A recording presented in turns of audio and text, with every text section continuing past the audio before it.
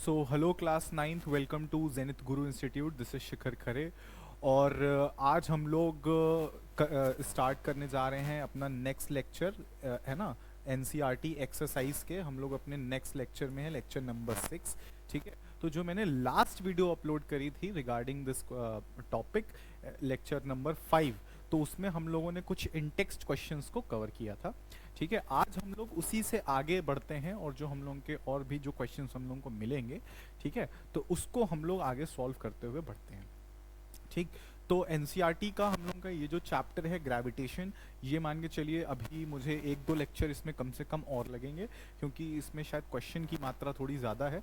लगभग लगभग 22-23 क्वेश्चंस हैं। ठीक है। तो अब करने के लिए तो मैं उनको हम लोग एक वीडियो में उनको 1 घंटे की क्लास लेकर के 2 घंटे की क्लास लेकर उसको पूरा कर सकते हैं, बट बहुत ज़्यादा हैवी हो जाता है फिर आप लोगों के लिए भी। तो ठीक है, तो इसलिए मैंने उन चीज़ों को थोड़ा थोड़ा सा डिवाइड कर दिया है कि जो जितने नंबर ऑफ क्वेश्चंस हैं उनको 5-5 6-6 क्वेश्चंस हम लोग एक वीडियो में कंप्लीट कर लेंगे, ताकि बहुत ही धीरे धीरे आपका भी सारा कुछ कंप्लीट हो जाए। ठीक है। तो यहाँ पे चलिए अब आगे बढ़ते हैं और नेक्स्ट वीडियो और सॉरी अपने लेक्चर को स्टार्ट करते हैं। जो हम लोगों के भी जो भी क्वेश्चंस हैं वो धीरे धीरे कंप्लीट हो जाएंगे। ठीक है। तो चलिए फिर स्टार्ट करते हैं अपने क्वेश्चंस को। राइट।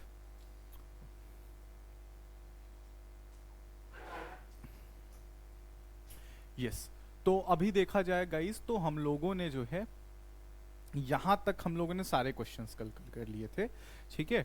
आज जो हम लोग स्टार्ट करने वाले हैं वो ये 2 क्वेश्चन से करने वाले हैं। राइट। तो अब देखो ये क्वेश्चन हम लोग स्टार्ट करते हैं। ये हमारे इंटेक्स क्वेश्चन है और मोस्ट प्रोबेबली हमारा लास्ट इंटेक्स क्वेश्चन है। ये लास्ट इंटेक्स क्वेश्चन है हमारे इस चैप्टर के। ठीक है। इसके बाद सीधा एक्सरसाइज शुरू हो जाएगी। चलिए, तो अब आते हैं अपने इस क्वेश्चन को सॉल्व करते हैं। यहाँ पे क्वेश्चन क्या लिखा हुआ है, क्वेश्चन को बहुत अच्छे से देख लें। ठीक।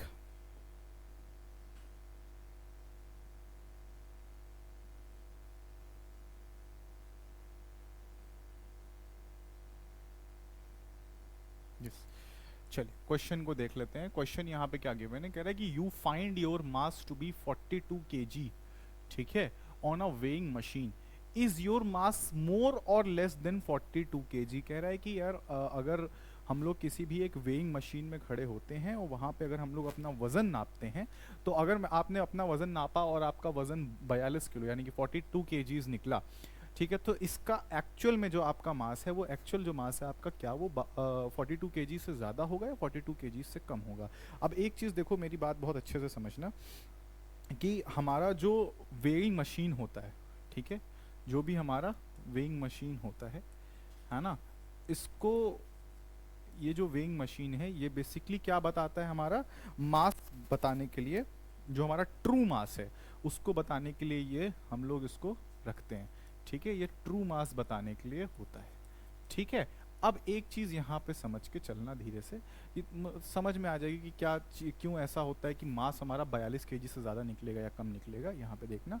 अब अगर हम वेइंग मशीन की बात करें, तो ये जो वेइंग मशीन है ये हमारे ट्रू मास को बताने के लिए रखी जाती है। ठीक। बट अब अगर हम किसी भी वेइंग मशीन में खड़े होते हैं, अगर हम किसी भी वेइंग मशीन में जाते हैं, तो वैसी सिचुएशन में क्या होता है कि देखो, जब आप किसी भी वेइंग मशीन में खड़े हैं, सपोज दैट ये एक मशीन है, ठीक है, और इसमें कोई इंसान खड़ा हुआ है। ठीक है। ये कोई इंसान खड़ा हुआ है, तो अब क्या होगा ऐसी सिचुएशन में, देखो वेट जो है नीचे की तरफ लग रहा है। वेट आप सबको पता है कि एक टाइप का फोर्स होता है जो अर्थ लगाता है बॉडी को अपने तरफ खींचने के लिए, राइट। अब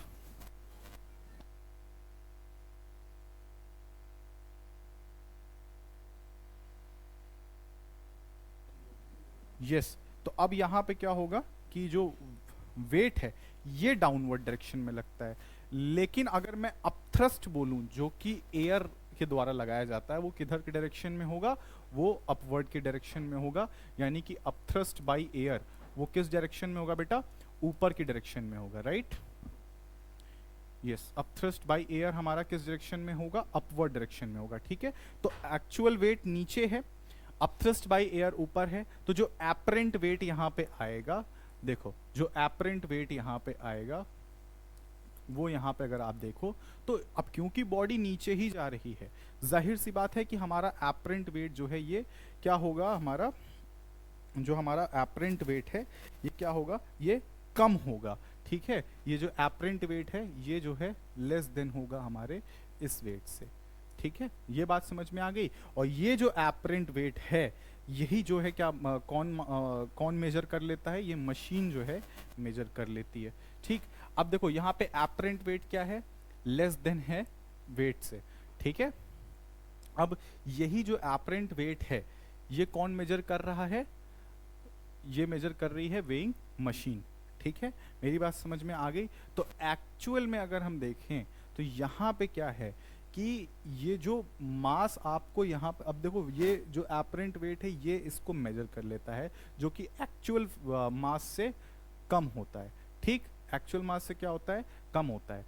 तो अब अगर आपको सॉरी एक्चुअल मास से यहाँ पे जो होता है वो आपको कम दिखाता है। तो अब अगर आपको 42 केजीज यहाँ पे दिख रहा है तो जाहिर सी बात है जो रियल मास होगा आपका वो 42 केजीज से ज़्यादा होगा। क्यों?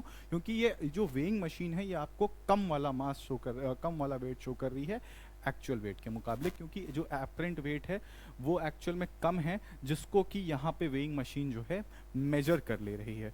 मेरी बात समझ में आ गई यहाँ पे, ठीक है। तो जो मास एक्चुअल में इंडिकेट हो रहा है यहाँ पे इस मशीन के द्वारा वो मास एक्चुअल में क्या है आपका रियल मास जो आपको जो शो हो रहा है उससे क्या होगा, उससे आपका ज़्यादा होगा, ठीक है। रियल मास आपका एक्चुअल रियल मास जो है वो ज़्यादा होगा जो कि आपको वेइंग मास में दिख रहा है उससे भी ज़्यादा होगा क्योंकि एपरेंट वेट यहाँ पे बॉडी दिखा रही है, ठीक है। Is that clear to everyone?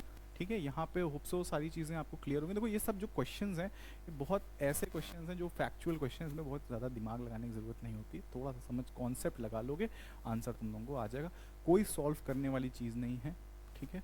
बहुत सिंपल तरह से इस चीज़ को समझ के चलना है, ठीक। तो यहाँ तक होप सो आप लोगों को ये चीज़ समझ में आ गई होगी, ठीक है। चलिए अब आगे बढ़ते हैं, नेक्स्ट क्वेश्चन में आते हैं।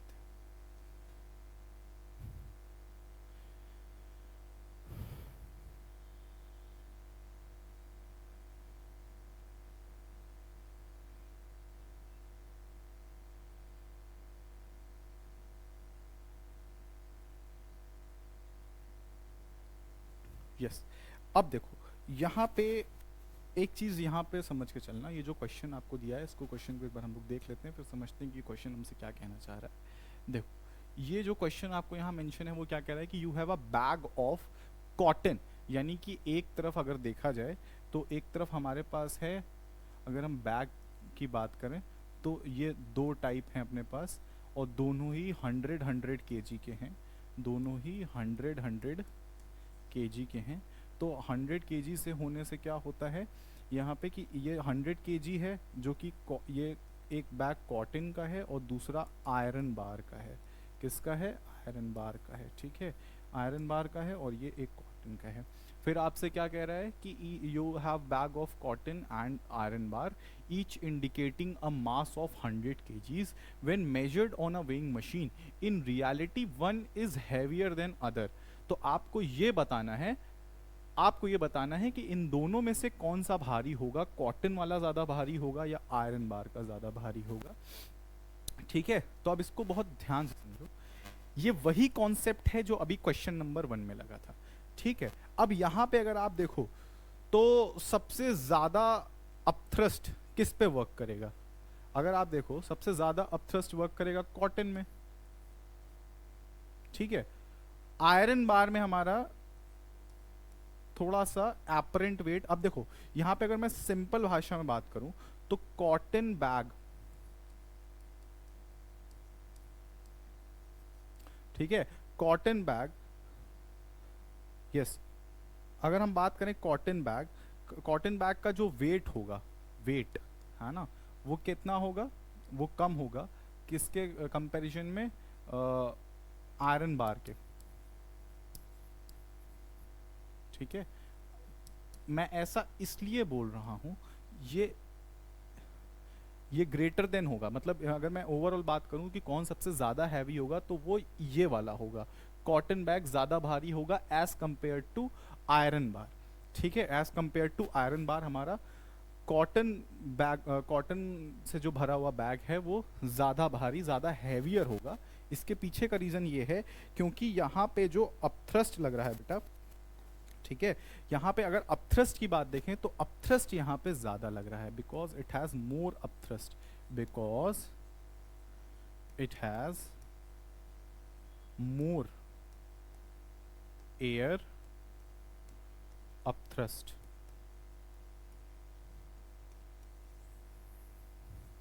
ये मोर एयर अपथ्रस्ट है, ठीक है, यहां तक समझ में आ गई मेरी बात।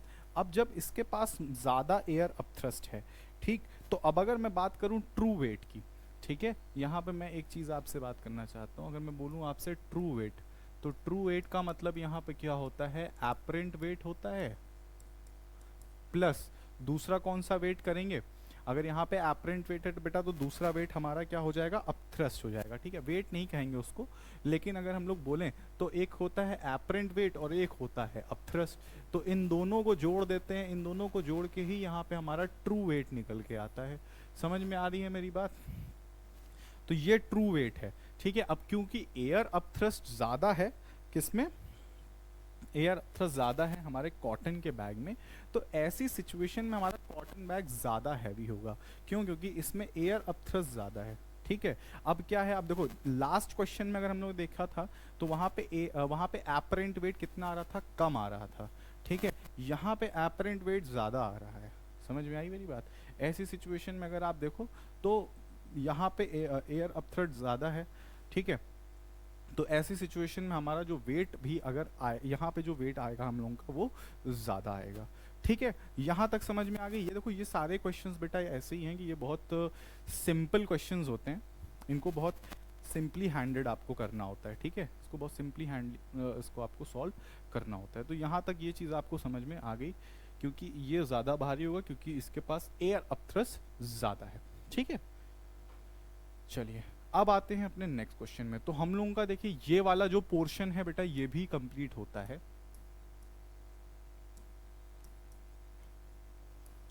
तो ये हम लोगों का ये दो क्वेश्चन भी यहाँ पे कंप्लीट होता है। तो यहाँ पे हम लोग अगर देखें तो वी हैव कंप्लीटेड हमारे सारे इंटेक्स क्वेश्चंस को हम लोगों ने कंप्लीट कर लिया है, ठीक।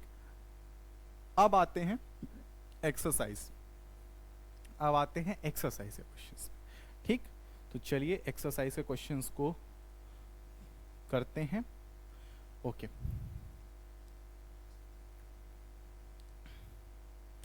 एक्सरसाइज के क्वेश्चंस को करते हैं सॉल्व, यस, फाइन। अब ये क्वेश्चन आप देखो यहाँ पे क्या मेंशन है, देख लेते हैं कि how does the force of gravitation between two objects change when the distance between them is reduced to half.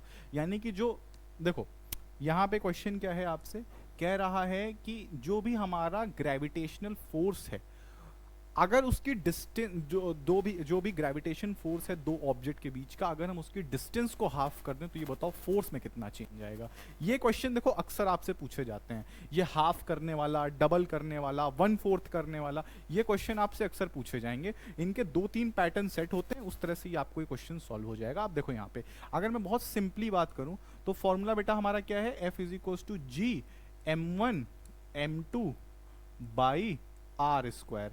यही तो है दो ऑब्जेक्ट के, जैसे मान के चलिए ये एक ऑब्जेक्ट है और इसकी ये एक ऑब्जेक्ट है, दूसरा ऑब्जेक्ट है, ठीक है, इसका मास है बेटा m1 और इसका मास है m2। जनरल फॉर्मूला अपने पास ये है, जनरल फॉर्मूला अपने पास कौन सा है, ये वाला है, F = G m1 m2 by r square. इसका मास है m1, इसका मास है m2। अब मैं आपसे ये कह रहा हूं कि इनके जो बीच की डिस्टेंस है ना, मैं इसको r/2 कर देता हूं। यही तो बोल रहे रेड्यूस टू हाफ, तो मैंने इसकी डिस्टेंस को r/2 कर दिया। अब इसके फॉर्मूले में क्या चेंज आएगा, फोर्स में क्या चेंज आएगा, तो देख लेते हैं इसको। यहाँ पे बिल्कुल एकदम वैसे ही करके मैंने आपसे बोला F = G m1 m2 by r square होता है, आर स्क्वायर होता है, तो आर स्क्वायर मतलब कि डिस्टेंस स्क्वायर होता है, और ये जो r/2 है ये इस टाइम आपकी पूरी पूरी डिस्टेंस है। तो क्या यहाँ पे r/2 का स्क्वायर नहीं हो जाएगा? तो बिल्कुल हो जाएगा, डिस्टेंस r/2 का। तो यहाँ पे अब देखो, तो ये r/2 हो गया, तो यहाँ पे फॉर्मूला क्या बना अपने पास, Gm1m2 बाई आर स्क्वायर, यानी कि r/4 हो जाएगा। ठीक है, इस 4 को मैं यहाँ पे पलट देता हूँ ऊपर, तो ये चीज देखो यहाँ पे आ जाओ, इसको लेके इधर आ जाओ। तो अब देखो ये क्या हो जाएगा बेटा, F इज इक्वल्स टू 4 पलट के ऊपर आ गया, तो ये हो जाएगा 4Gm1m2 बाई आर स्क्वायर, और ये m1m2 बाई आर स्क्वायर क्या होता है, ये फोर्स होता है। तो F is equals to 4F4, sorry F is equals to 4F, है ना, यानी कि फोर्स जो है हमारा 4 टाइम्स बढ़ जाएगा। ठीक है, यानी कि हमारा जो फोर्स है 4 टाइम्स बढ़ जाएगा। समझ में आ गई मेरी बात? समझ में आया? तो अब देखो ये चीज़ वैसे भी क्लियर होती है इस फैक्ट से कि डिस्टेंस के ऊपर यहाँ पे देखो, ये अगर इस फॉर्मूले को ही देखो तो आपको समझ में आएगा कि अगर डिस्टेंस ज़्यादा होगी तो फोर्स कम होगा। ठीक है, अगर डिस्टेंस कम होगी तो फोर्स ज़्यादा होगा। तो अगर मान लो डिस्टेंस मैंने हाफ कर दी, तो डिस्टेंस हाफ कर रहे हैं तो हम क्या कर रहे हैं, फोर्स कम कर रहे हैं ना, तो सॉरी डिस्टेंस कम कर रहे हैं ना, तो फोर्स कितना हो जाना चाहिए, ज़्यादा हो जाना चाहिए। तो देखो ज़्यादा हो तो रहा है, यहाँ पे देखो 4 टाइम्स कम, 4 टाइम्स बढ़ रहा है कि नहीं बढ़ रहा। आ गई मेरी बात समझ में? क्लियर है इतना सब कुछ? ठीक है, अब आते हैं नेक्स्ट क्वेश्चन पे।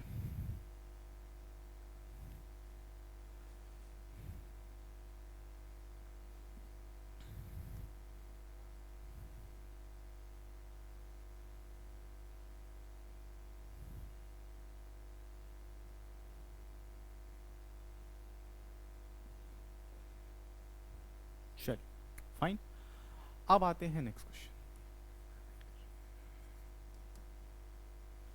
अब आते हैं नेक्स्ट क्वेश्चन में। नेक्स्ट क्वेश्चन यहाँ पे देखो, समझो।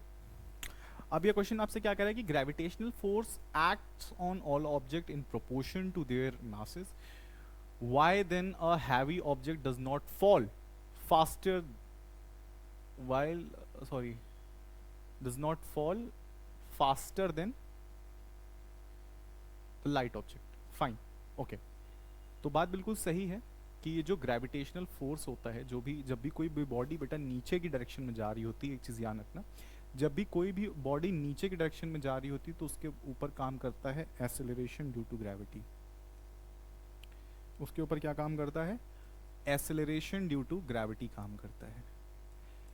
और एक चीज़ मैं आपको बता दूं कि ये जो एक्सेलरेशन ड्यू टू ग्रेविटी है ना, एक्सेलरेशन मैंने क्या ही लिखा हुआ है, एक्सेलरेशन ड्यू टू ग्रेविटी होता है ना, एक्सेलरेशन ड्यू टू ग्रेविटी, ये डिपेंड नहीं करता मास पे, डज नॉट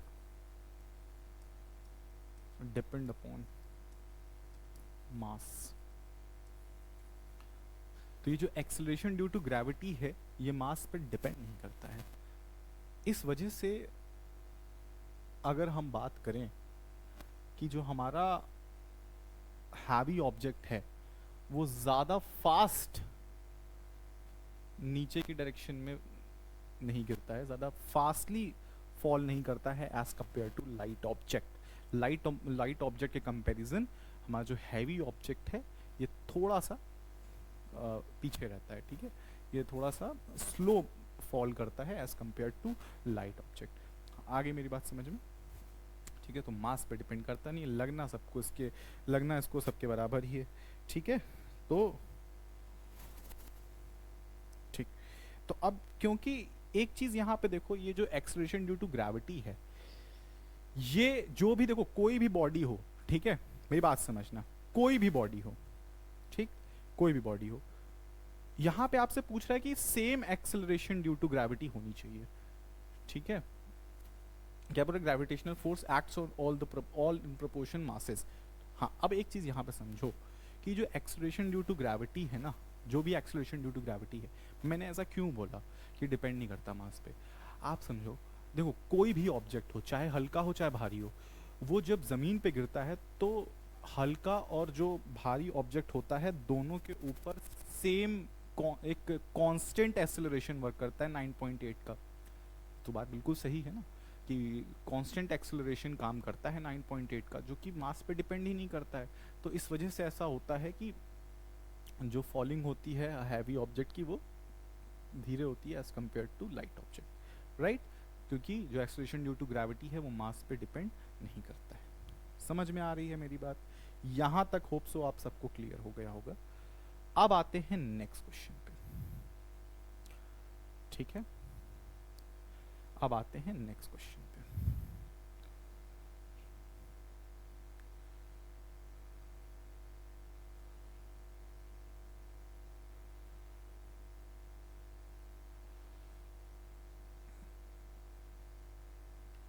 यस, अब यहाँ पे क्या कह रहा है कि what is the magnitude of the gravitational force between the earth and a 1 kg object on its surface, mass of the earth and radius of the earth is already given to you.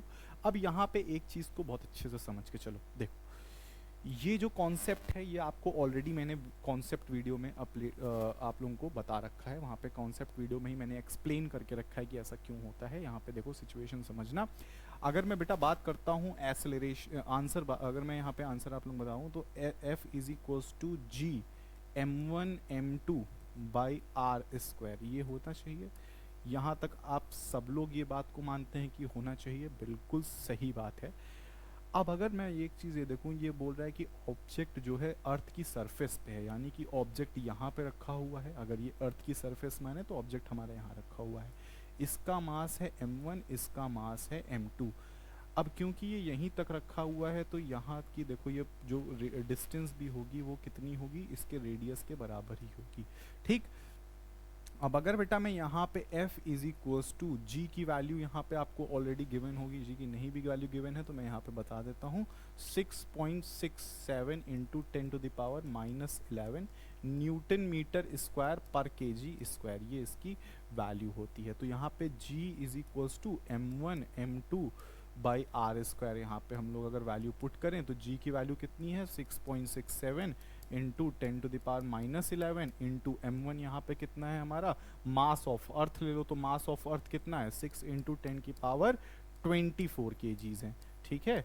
और यहाँ पे दूसरा मास, ये object का मास कितना है 1 kg है, ठीक है? उसके बाद रेडियस ऑफ अर्थ के जितनी ही डिस्टेंस भी यहाँ पे होगी तो रेडियस ऑफ अर्थ यहाँ पे 6.4 इंटू 10 टू द पावर 6 का square.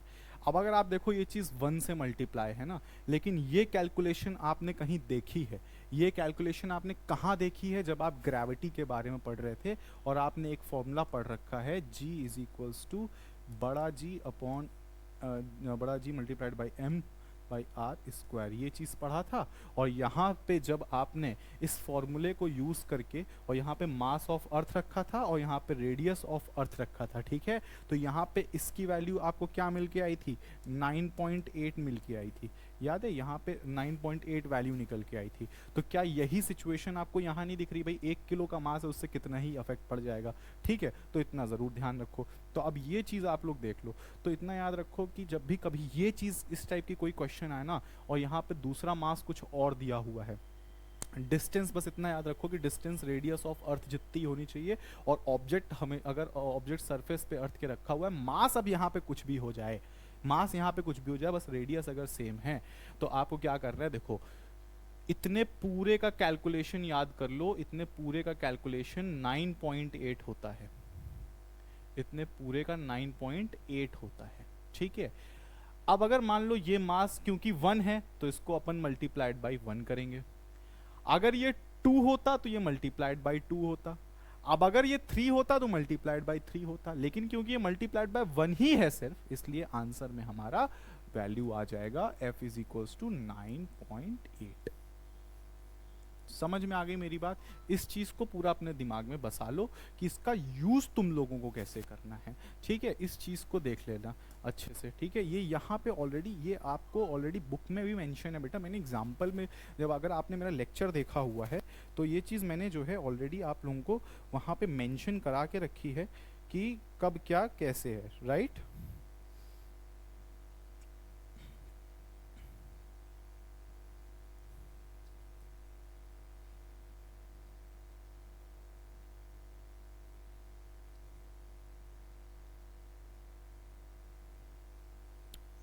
Yes, okay.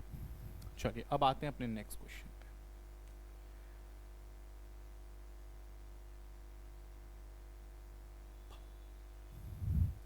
Okay,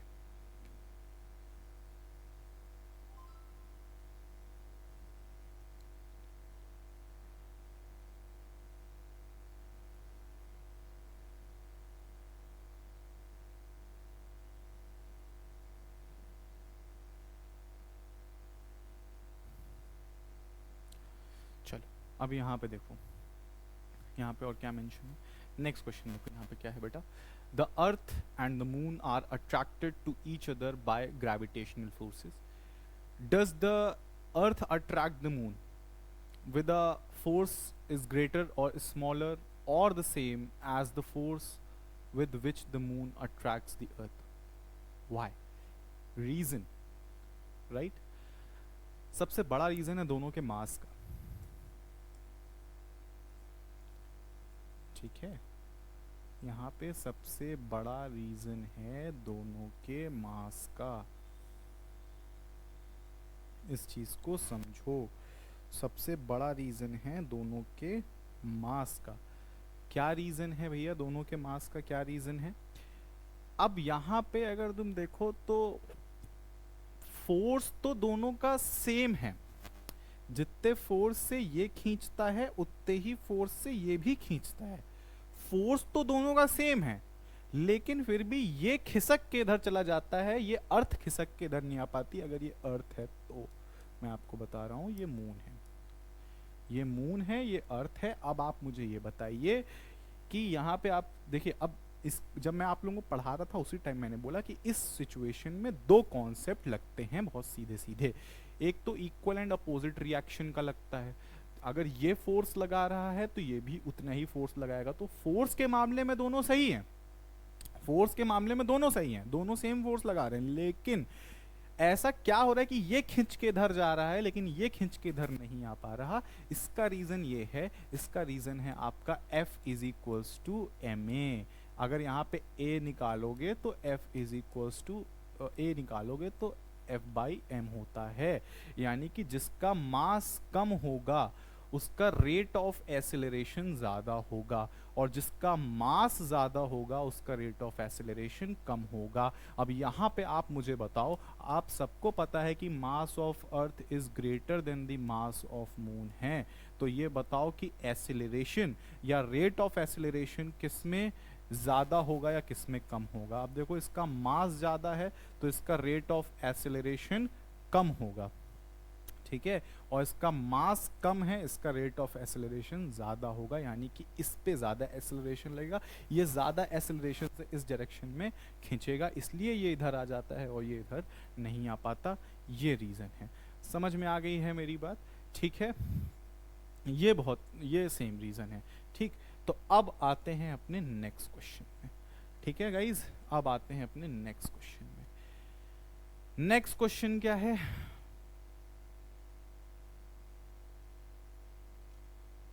If the moon attracts the earth, why does the earth does not move towards? ये बिल्कुल बात सही है, ये इसमें एक्चुअली मैंने इसी पे ही इसी में जो ये क्वेश्चन मैंने आपको समझाया था, ये क्वेश्चन नंबर 5 का भी सॉल्यूशन है ना, solution of question number 5 also, question number 5 also.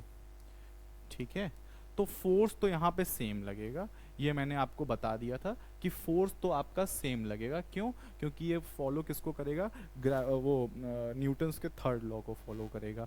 ठीक है, यहाँ पे समझ में आ गया? तो हम लोग यहाँ पे बेटा फिर जो है क्वेश्चन नंबर 5 नहीं कर रहे हैं, क्योंकि क्वेश्चन नंबर 5 का आंसर मैंने इन्हीं दोनों के साथ दे दिया था। ठीक है, अब आते हैं क्वेश्चन नंबर 6 में। ठीक, क्वेश्चन नंबर 6 में आते हैं, तो क्वेश्चन नंबर 6 चलिए देख लेते हैं क्या है यहाँ पे। क्वेश्चन नंबर 6,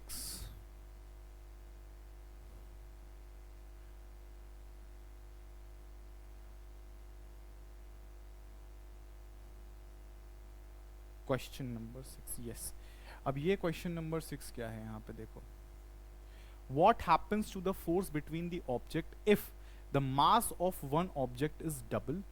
कह रहा है कि अच्छा ठीक है, distance between the object is double and triple, the mass of both objects are double. अब यहाँ पे देखो दो तीन चीजें समझ में आ गई, क्लियर है, यहाँ पे समझ के चलना। देखो ऐसे ही क्वेश्चंस मैंने अभी हम लोग ने पहले भी किए हैं, तो अब इस चीज़ को देखना कि यहाँ पे क्या है क्या नहीं। चलो अब यहाँ पे एक चीज़ बहुत क्लियर तरीके से देखते हैं। पहली बात तो देखो कि यहाँ पे तुम फॉर्मूला लिख लो, F is equals to G m1 m2 by r square, ठीक है, ये इसको यहाँ पे लिख लो। उसके बाद क्या करो, उसके बाद यहाँ पे आप लोगों को पता है कि यहाँ पे क्या आपसे बोला जा रहा है कि पहले कह रहा है कि मास of one object is double. मान के चलो ये जो m1 मास है, ये आपका m2 मास है, ये आपका डिस्टेंस आर स्क्वायर दे रखी है, ठीक है, इसको स्क्वायर अभी चाहे तो मिटा दो।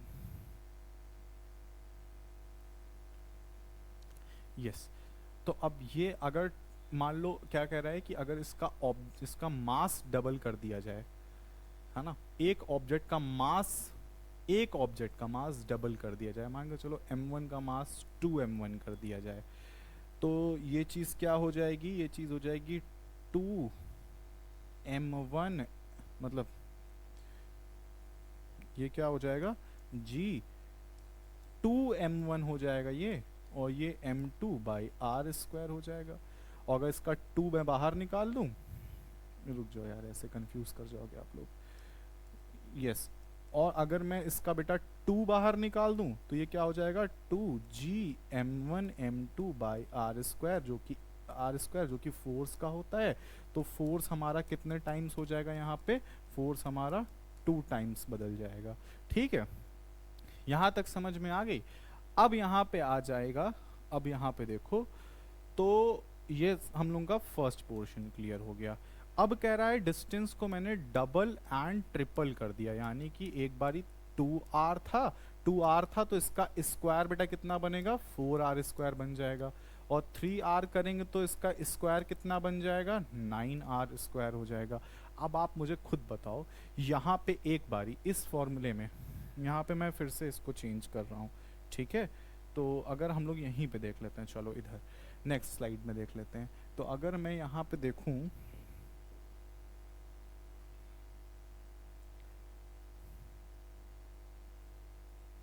यस, अब अगर मैं यहाँ पे देखूं तो यहाँ पे अगर बेटा f इज इक्वल्स टू, पहली बात तो g m1 m2 by r square, तो एक बारी आर स्क्वायर की जगह पे मैं 4r स्क्वायर रखता हूँ, और फिर उसी के कंपैरेटिवली अगर हम यहाँ पे देखें तो g m1 m2 by 9r square देखेंगे, तो अब यहाँ पे अगर आप देखो तो ये 1/4 हो गया f, और ये कितना हो गया 1/9f हो गया, है ना, तो एक बारी फोर्स हमारा 1/4 हो जाएगा, और एक बारी फोर्स हमारा 1/9 टाइम्स हो जाएगा।